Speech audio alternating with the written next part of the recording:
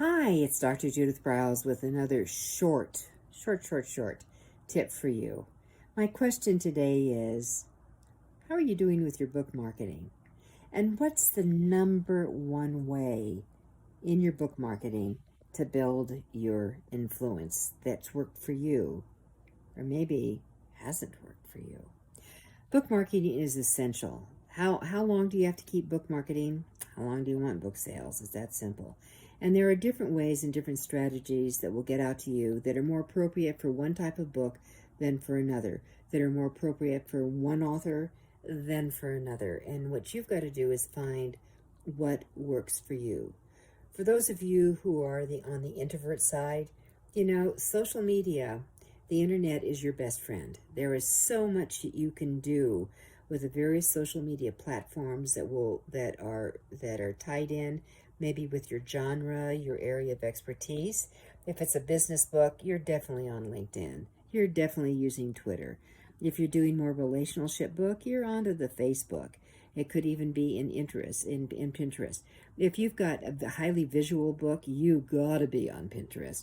You should be playing around on Instagram. If you are cooking, Instagram, definitely, and your Pinterest and that kind of thing.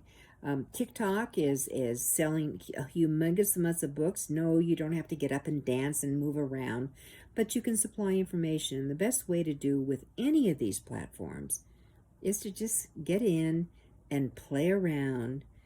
Let your kid come out in you and play around and see what others are doing. So put in your genre of what your book is or your expertise. See what's out there. That's really the single best thing to do on that. And once you start, you'll create a campaign, you'll put together a strategy. And here's the other thing I have to tell you. When it comes to social media for you introverts, daily. You've got to post daily. Otherwise, a post is only worth a few minutes. Only worth a few minutes. The one that has the longest longevity is Pinterest.